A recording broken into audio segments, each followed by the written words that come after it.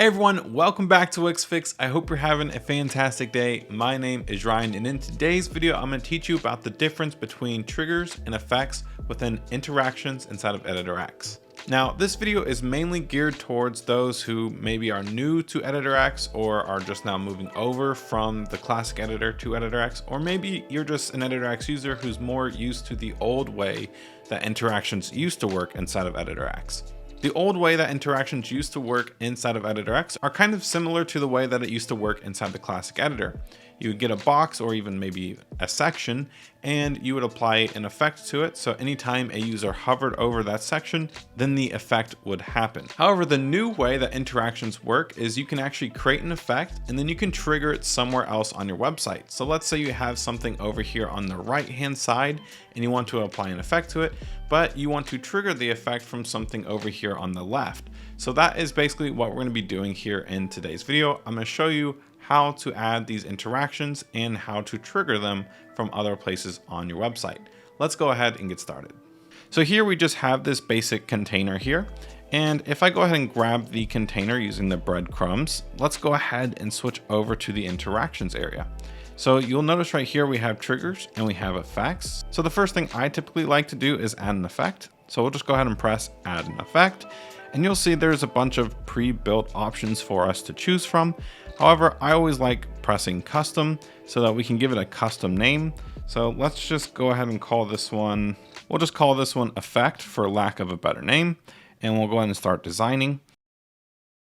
So once we enter this mode, we'll notice a few things right off the bat. The first thing right here is this little drop down menu right here, which we can see the effect that this is basically what we called it. We called it an effect. So whatever we do here in this panel right here is going to be what happens when the effect is active. But the initial state, which is basically the pre-hover or pre-click. So what we typically want to do is make sure that we are on the effect itself. And let's just say we want to grow this by 110% or grow it to 110%. That way it just grows a little bit, and maybe we want to add a little bit of shadow as well. So once we are done with the effect, then we can go ahead and press done. Then we can switch over to triggers and we can actually add a trigger. And unlike the old way of adding interactions to your elements, we actually have two options now. Before we only really had hover, but now we actually have click as well. But I will show that to you in just a minute. So let's just go ahead and press hover. And we want to apply it to itself, and we want the effect to be the effect that we created. Now, this is a very unoriginal name because it's not very specific, but we called it effect. So this is the effect that we created. So then we'll go ahead and press done.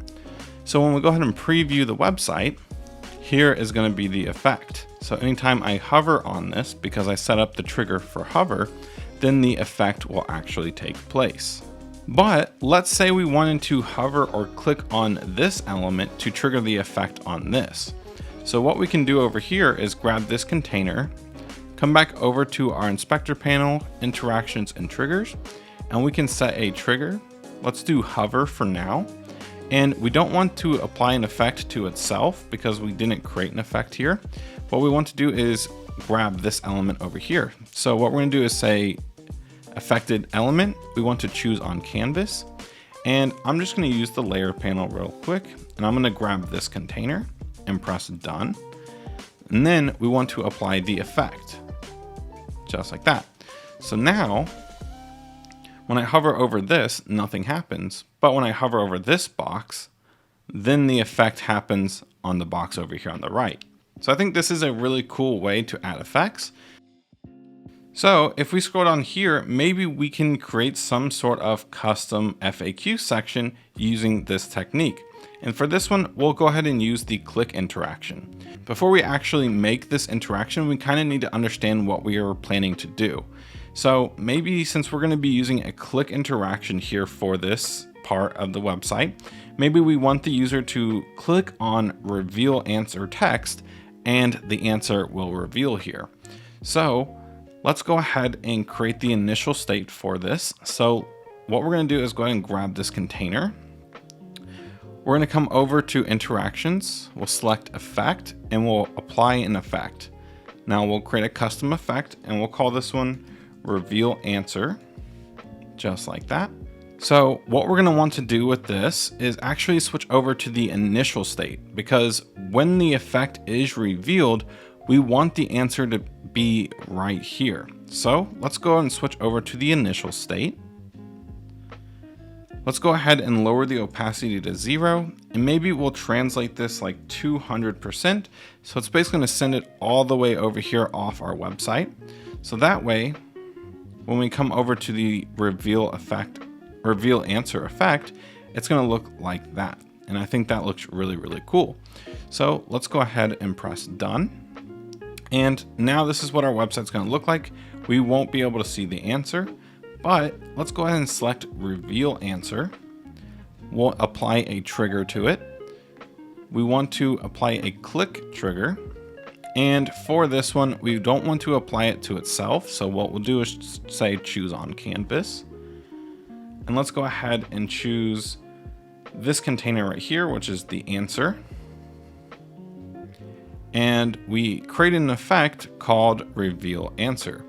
And instead of apply an effect, let's go ahead and say toggle an effect on and off, just like that. So now we can go ahead and press preview here, and we won't see the answer, but let's go ahead and say reveal answer, and it's going to appear.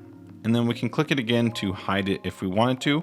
Since we pressed the toggle option, we can actually toggle this effect on and off.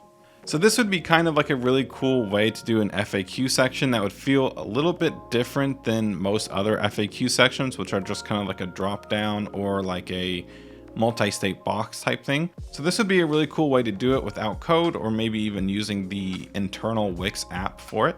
But that's basically gonna wrap it up for today's video. If you all did learn something, please consider giving this video a like and consider subscribing for more Wix and EditorX content coming out really soon. Thank you all again, and I'll see you on the next one.